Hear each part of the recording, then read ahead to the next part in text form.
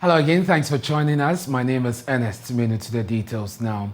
The National Health Insurance Authority says it is taking steps to settle all outstanding claims owed service providers. The assurances follow claims by the minority in Parliament that the National Health Insurance Service providers may withdraw their services due to non-payment of levies by the Finance Ministry collected since July 2021. Already, the NHIS is grappling with the challenge of fraudulent claims, which is said to be affecting the cost of operation. However, addressing the press on measures being taken to improve healthcare delivery, the Chief Executive of the National Health Insurance, Dr. Lydia Jan-Selby, says the scheme is sustainable and that steps will be taken to consolidate the gains. There's more in the following report. The National Health Insurance Scheme is a social intervention program introduced by government to provide financial access to quality health care for residents in Ghana. The NHIS is largely funded by the NHL levy, SNIT contributions and returns on National Health Insurance Fund investments, as well as premium paid by the informal sector. Government allocation also complements the funding of the scheme. However, in recent times, there are reports that the scheme has challenges paying service providers.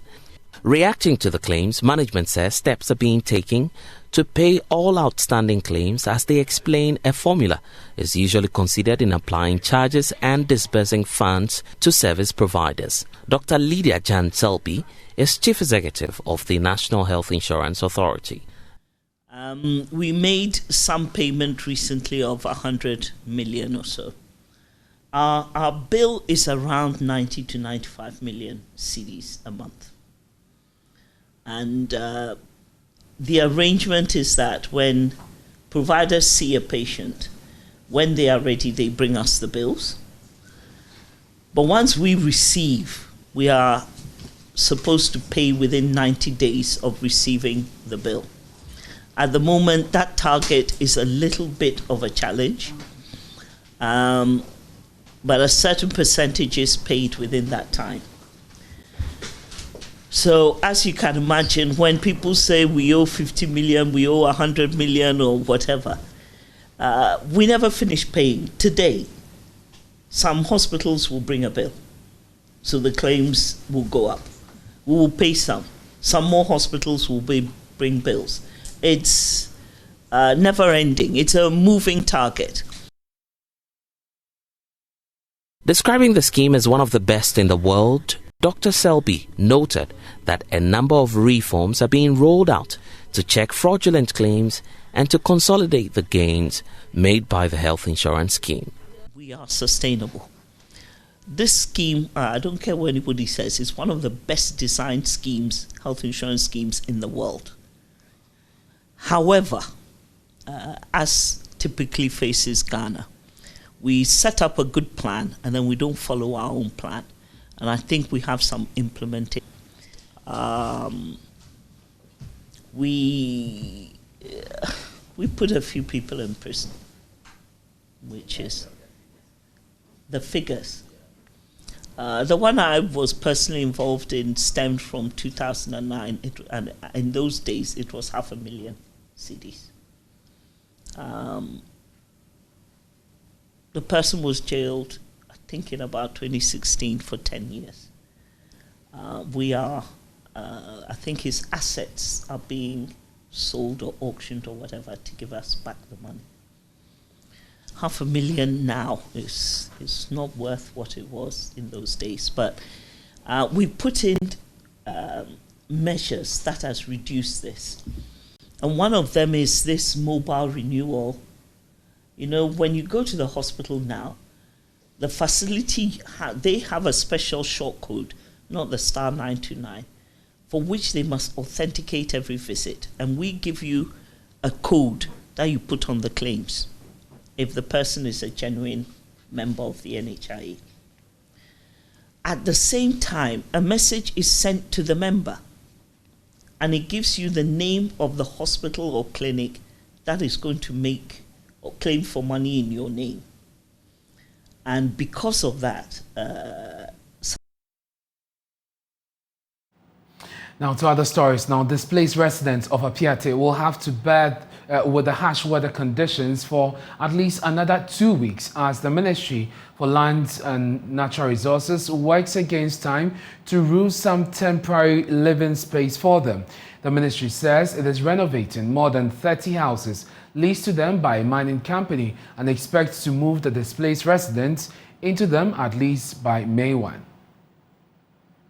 Their homes, leaving them homeless. They have since been sleeping in makeshift tents. Last week, heavy rains swept away their tents and belongings. Deputy Lands Minister Benito Wusubio and the Apiate Reconstruction Committee visited the site. He said the committee is working on the better accommodation facility. A rainstorm caused a lot of havoc to the relief camp that we set up here at Apiate.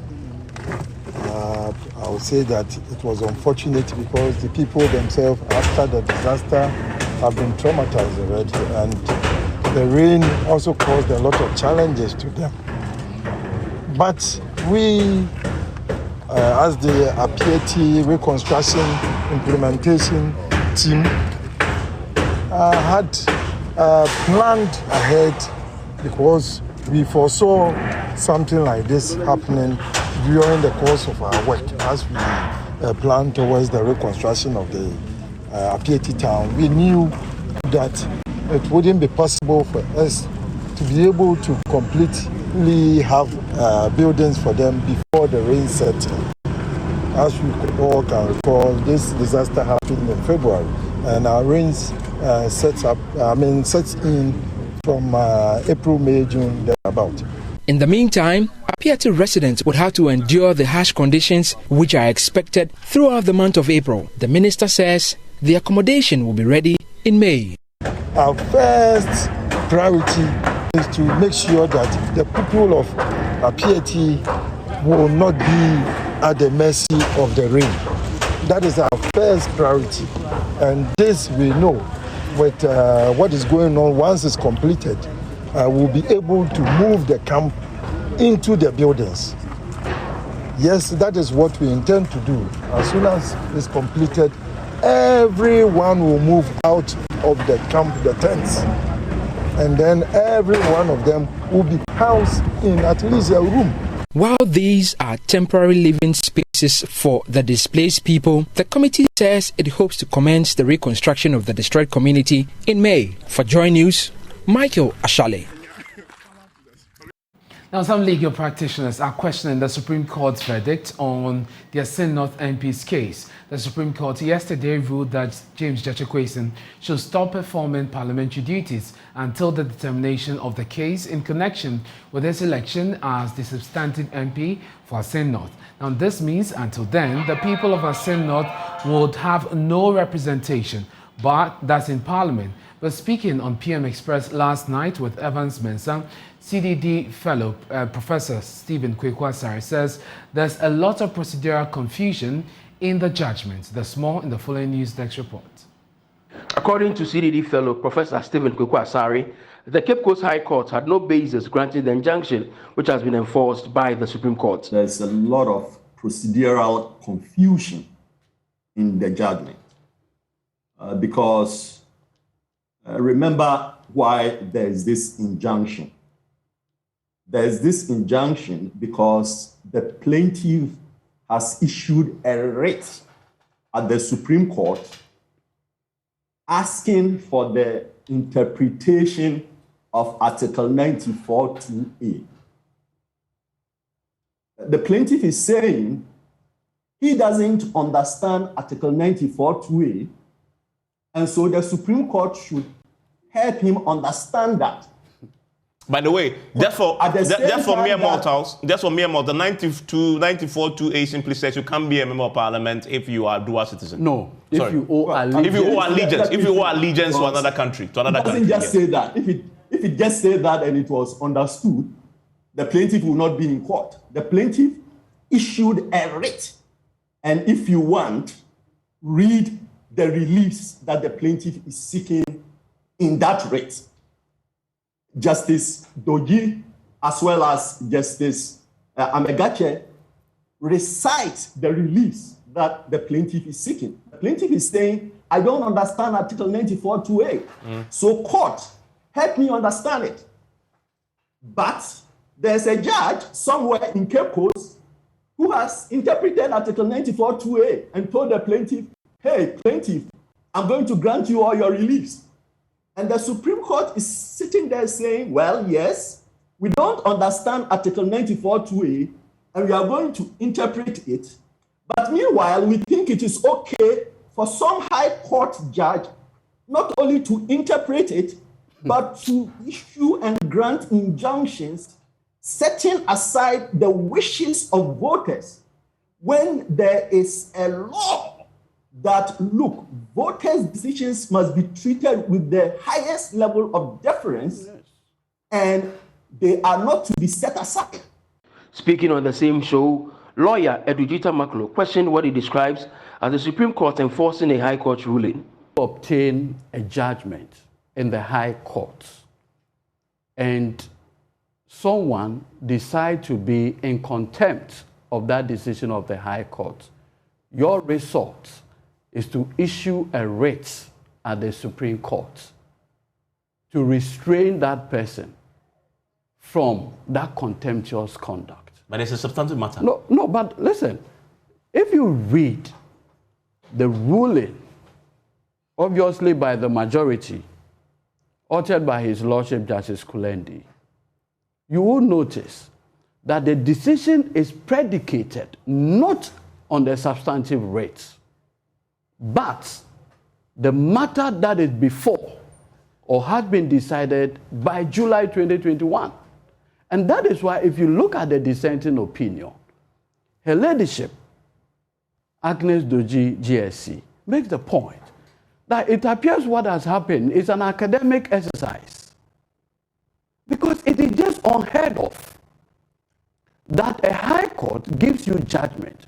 And as recounted by the learned Deputy Attorney General, there was no subsisting appeal, there was no stay of execution.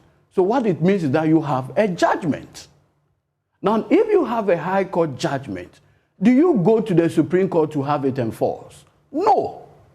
And I want to believe that, even in his practice, many years practice as a lawyer, he had never approached the Supreme Court to enforce a high court judgment for him.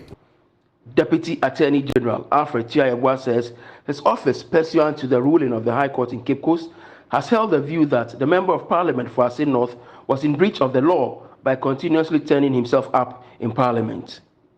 They filed a motion for stay of execution. Because there was a stay of execution, there was no way he could restrain from going to Parliament until and unless that application was determined. And we of the humble view that insofar as there was a substantive judgment and he continued to be in Parliament, he was breaching a constitutional provision. So this judgment you refer to again is the High Court's judgment? The High Court's judgment. Okay. And this appeal that they filed was struck out for want of prosecution, for non-compliance. And that appeal that was struck out together with other cases like the motion for stay of execution. So technically and legally, there was nothing holding any other institution from either restraining him or compelling him to do an activity. Okay. And for that matter, we were of the view that Supreme Court was seized with the jurisdiction to determine whether to grant the application or not to grant it. But insofar as Supreme Court had the jurisdiction to entertain an application, we were of the view that that application ought to be granted. Speaking on the AM show early on with Benjamin Akatbo, lawyer Justice Abdulai observed that the ruling injures the interest of the people of Asin North. He argues that, in principle, Mr. Jachikwesun has been elected by the people to represent them in Parliament and should not be denied that opportunity. If you could advise, because there are those who have said that the legal team for the Asin North Member of Parliament should go for a review. In this instance, we have a 5-2 decision. what advice as legal counsel would you have given? A review application for me, you do it on the matter on the basis of principle, not because you think the Supreme Court is necessarily wrong. Because really, as we all know, including my own case, which I may not be able to bring out now, a review is a very difficult thing to do, and in addition to the fact, particularly when, sometimes, even where the Supreme Court was palpably wrong, they will still refuse to grant a review application. However, on principle, it would be better to apply for a review, just so, because of that small room of opportunity that you probably could have explored to tilt the balance. And if that room still exists, and in this particular case it exists for the Member of Parliament, I will strongly urge his legal team, and I trust the members of his legal team, that if they believe in their case, I will strongly urge them to do it. Even if they don't believe in their case and there are now grounds for them to apply for review, I'll strongly urge them to do so because of the interest of the nation. Not particularly because of the interest of that Member of Parliament, but because of the interest of the nation. On the substantive issue, could we see a divergence in terms of opinion, in terms of the constitutionality of holding his office on the back of how things have gone? Very briefly, I come back into the studio to Roxanne. Well, that I may not be competent to advise because really, he has a lot of senior lawyers, and in the likes of Roxanne is himself there, among others. I think they are better placed to express what they have against them, and they know what to do better. But also when they have the full facts. So what is next on this issue? Parliament is currently on a recess. How does this ruling affect their business upon resumption? Parliamentary correspondent Elton Bobe joins me via Zoom with more on this. Elton, what should we expect from Parliament following the Supreme Court's verdict on the Akyem North MP once they resume? So, Ernest, somewhere in 2014, Parliament and the judiciary came to some agreement regarding when members will have to appear in court to assist in ongoing cases, and when the judiciary can also advise Parliament on some rulings, raised by the judiciary, and how Parliament can implement such rulings in the House. So this was agreed in 2015. So, for example, if a member of Parliament is assisting in an ongoing trial, the judiciary or the police will have to write to the clerk of Parliament for the clerk to inform the speaker, and the speaker will allow the member to assist the police or the judiciary in any matter that is before the court. Now, in this instance, what that agreement entered in 2015 says is that the registrar of the court will have to write to the clerk of Parliament, informing him of the decision of the court and its implications on the working of Parliament. So in this case, once the registrar of the court writes to the clerk of Parliament, the clerk would then have to inform the Speaker of Parliament. If the implications of the ruling is that the seat is declared vacant to allow for a by-election, the Speaker would then have to now inform the Electoral Commission within 30 days to hold a by-election in that particular constituency. That is, if the Speaker is satisfied that the implications of the ruling of the court mandates him to go ahead and declare the seat vacant. That will be done. So between now and when Parliament is fully in session, we can assume that Parliament is unaware of the decision taken by the Supreme Court. When the House is fully in session and there is a communication to the clerk and then to the Speaker's office, the Speaker will then have to inform the plenary of Parliament, and the subsequent steps will be taken to declare the seat vacant. Elton, thank you very much for bringing us those details. We'll see how this pans out once the House resumes from its break. You're watching Journeys Today with me, Ernest Menu. Let's bring you some more stories. And scientists at the Kwame Nkrumah University of Science and Technology have confirmed the presence of a probable cancer-causing substance known as Akyem in 100% of samples of bread analyzed. The lead scientist and head of the Department for Food Science and Technology, Professor Isaac Williams of Osu, said the substance is relatively everywhere and can be found in heat-treated foods, including potato chips and some breakfast cereals, biscuits and roasted as well as fried foods. Medical correspondent Dr. Nesta Passam reports. Acrylamide was first detected in foods sampled in Sweden in 2002. This substance has the potential to cause cancer. Also, it affects the brain and other parts of the nervous system. Acrylamide forms from the three major components of food. Here we are talking about carbohydrates, then we are talking about proteins, then you're also talking about fats and oils. Acrylamide can form from each one of them. Okay, not to take you too deep, carbohydrate alone, when you heat carbohydrate alone, indeed, acrylamide can generate from it. The present study sought to determine the exposure and health risks bread pose to regular consumers. We found that all these indicators were below the recommended thresholds, meaning that we have to educate our people. We have to police our bakeries so that they will do the right things.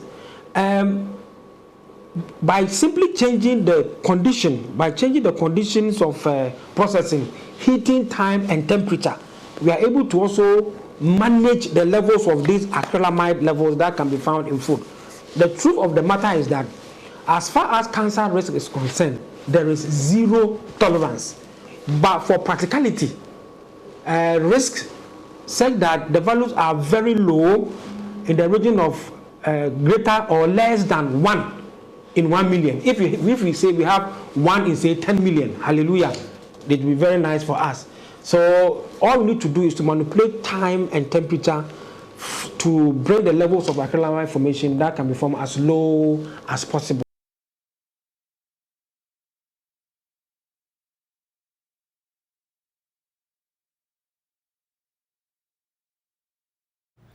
This is Joy News Today with me, Anas Mini. We're taking a short break. On World 10, we have the very latest in business for you.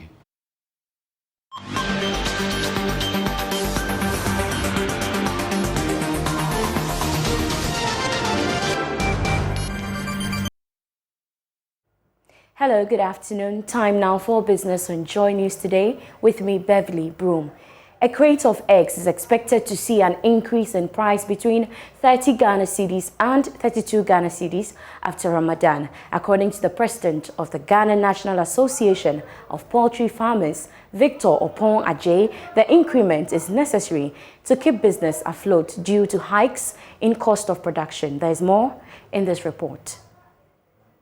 An uncooked egg currently sells at 1 cedi, whereas fried or boiled egg goes for 1 cedi 50 pesos or sometimes 2 cedis.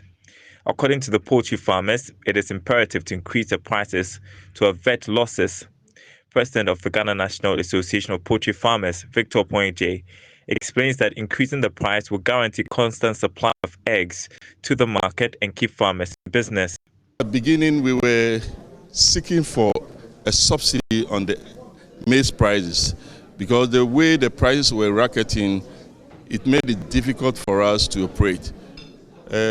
Last year, around April, I think we went to the ministry to discuss with them. That time, the maize price was 100 cedis, but we saw it as unprecedented.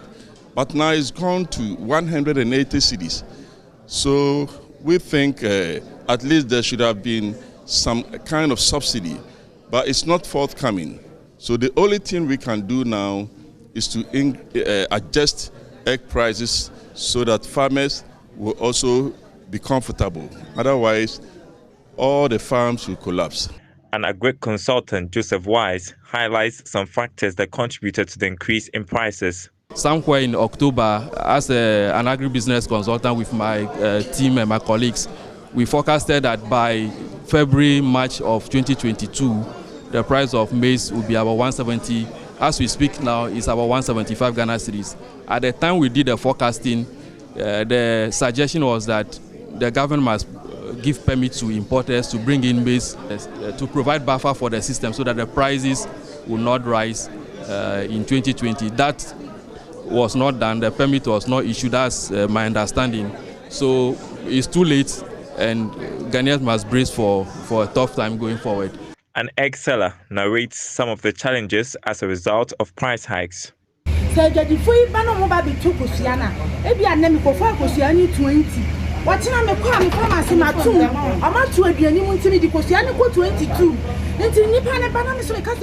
farmers are always increasing the price of eggs, but when we traders increase the price, the consumers think we are extorting them. Meanwhile, after calculating my capital and cost, my profit is either 50 pesos or 1 cedi. We are pleading with the farmers to reduce the price and be fair to us.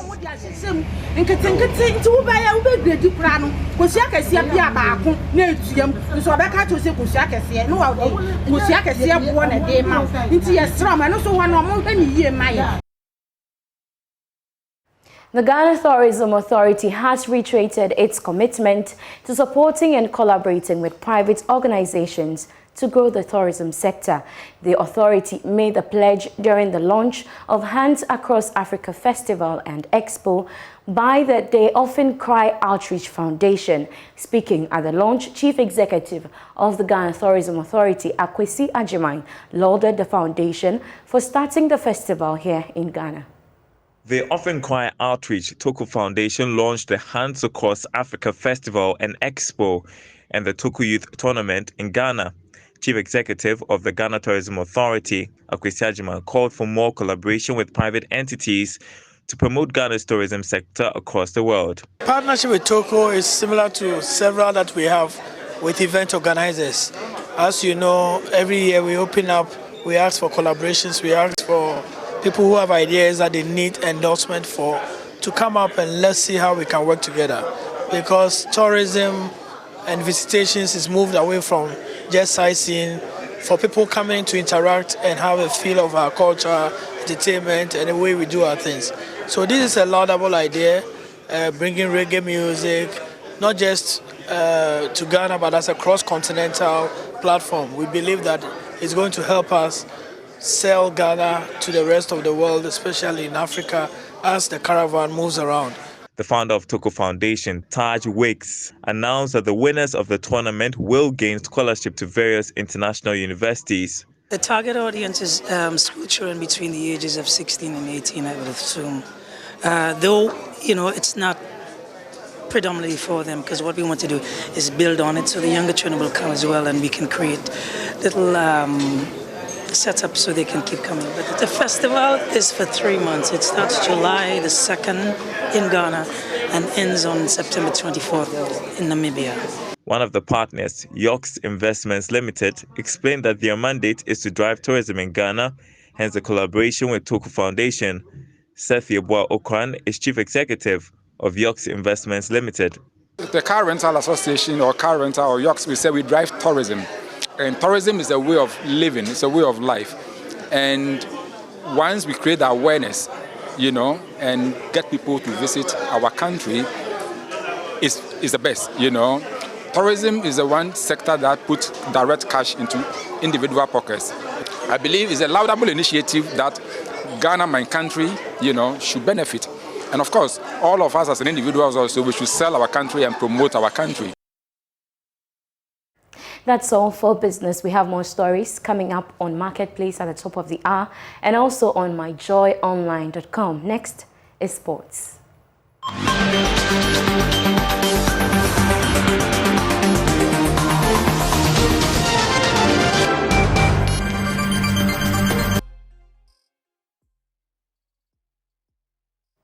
Time now for the latest updates in show business. The Deputy Minister of Tourism, Art and Culture, Mr. Michael Kweku-Manteh, has stated that the President's Destination Ghana project, which was launched a few weeks ago, is very much achievable and he wants all stakeholders to be on board.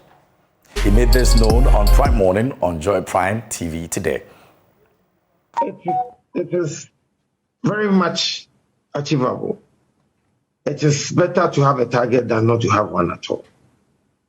People who do not have targets are some way, somehow just go with the wind. It goes left, they also go. It goes right, they go. But when you have a target, it directs you, it moves you into a particular direction. And so, yeah, it is very doable. I mean, KMJ, let's face facts. We want to thank President Kufuor for putting spotlight on tourism, because years ago, all we knew about tourism was Midday. And then occasionally, as a student, we go to places like Booty Falls and some companies. That was all I knew about tourism. But after a year of return, beyond the return, the conversation about tourism has become bigger. Today, we all know our roles to play, whether you're a media person, whether you're a tour guide, whether you are a receptionist of a business or bartender. It's an ecosystem that everyone in the country, including the president himself, must play a role to make sure that our tourism is a big deal. And so if we understand that the ecosystem encompasses of everyone in this country, everybody is a PR, everyone has a role to play, because you're likely to find a client who are traveled in, whether international or domestic. And you need to give them some customer service or some warm reception to always want to bring.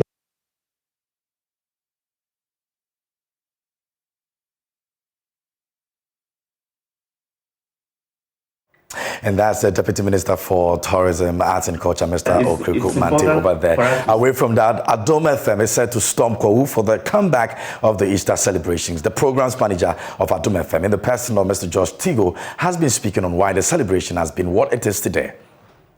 It's important for us to say the people of Kwahu have always celebrated Easter. I think it is part of their tradition. They would go home during Easter, have fun, make merry, have their meetings. But Kwahu Easter became Kwahu Easter when Adom FM started to partner the traditional authority way back when the station was at Tema. And so if you hear the signature tune Kwahu, then you are talking Adom FM. And so it is a station's way of helping to promote local tourism. And since then, we haven't looked back. Unfortunately, COVID made it impossible for us to go to Kwahu in the last 2 years or so. Last 2 editions were cancelled. Even this year, we had to wait for GTA and for that matter, government to give us some green light of a sort. So the promotion really didn't start at the time that we wanted to start. But Kwahu sells itself. Typical of Kwahu, you don't need to do too much for people to know that there is something happening there. And we are all excited because it's a comeback. The people. And that's the program's manager of Adom FM speaking about Kwahu. They are making their way there tomorrow. Make sure you're a part of it. That'll be your for showbiz. My name is KMJ. For more news, log on to myjoyonline.com. Ernest. Thank you very much, KMJ. And we definitely have more news on myjoyonline.com. And the Easter Soup Kitchen is also, in the works. You definitely have to be a part of it. Corporate institutions, it's still not too late to join us to show love this Easter. My name is Ernest Minu. Thanks for your company. After this is Marketplace.